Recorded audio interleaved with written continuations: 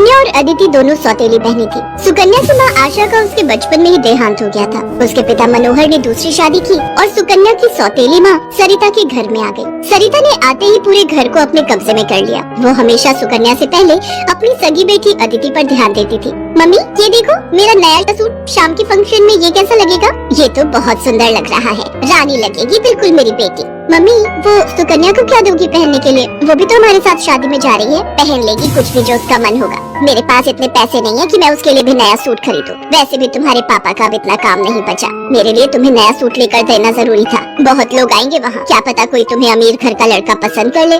अरे सरिता, कभी कभी अपनी बड़ी बेटी सुकन्या के बारे में भी सोच लिया करो। वो बेचारी भी तो शादी लायक है।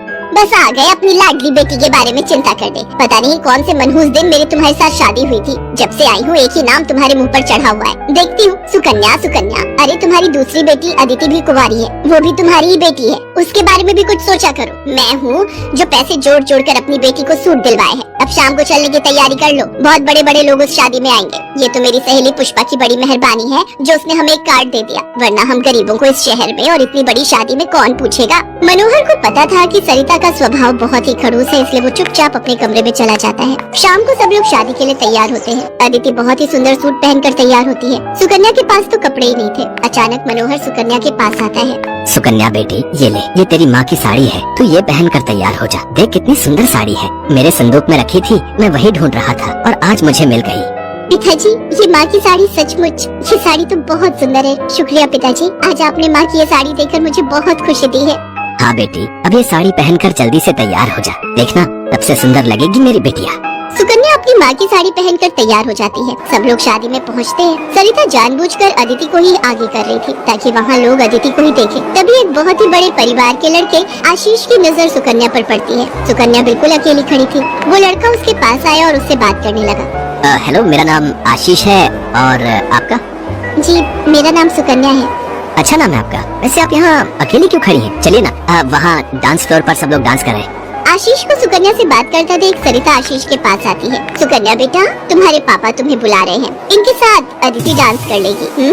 अब हाँ, क्यों नहीं, प्लीज। मनोहर ने तो सुकन्या को बुलाया ही नहीं था। ये सब तो सरिता की चाल थी। थोड़ी देर बाद सुकन्या फिर से खड़ी थी। अदिति आशीष के साथ डांस करने लगती है। आशीष अभी भी सुकन्या की तरफ ही देख रहा था। शायद उसे सुकन्या पसंद आने लगी थी। आशीष पूरी शादी में सुकन्या से बात करने की कोशिश करता रहा, पर बार बार सरिता अदिति को बीच में लाने लगी। पर आशीष के मन में तो कुछ और ही चल रहा था। एक दिन जब सुकन्या घर के काम कर रही थी तो अचानक मनोहर के साथ आशीष और उसके माता पिता आ जाते हैं। सरिता, जाकर जल्दी से चाय नाश्ते का इंतजाम करो। घनश्याम जी अपने बेटे आशीष का रिश्ता हमारी सुकन्या के लिए लेकर आए हैं। क्या सुकन्या के लिए आशीष का रिश्ता? ये कैसे हो सकता है? मनोहर की बात सुनकर सरिता चौंक जाती है। सुकन्या तो घर की झाड़ पोछ में मैले कुचैले कपड़ों में मानो ऐसी लग रही थी जैसे कीचड़ में कमल। वहीं अदिति सोफे पर आराम से बैठी थी। सब कुछ आशीष और उसके माता पिता के सामने था। सुकन्या बेटिया, जाओ जल्दी से तैयार हो जाओ। अदिति जाओ अपनी दीदी को तैयार कर दो।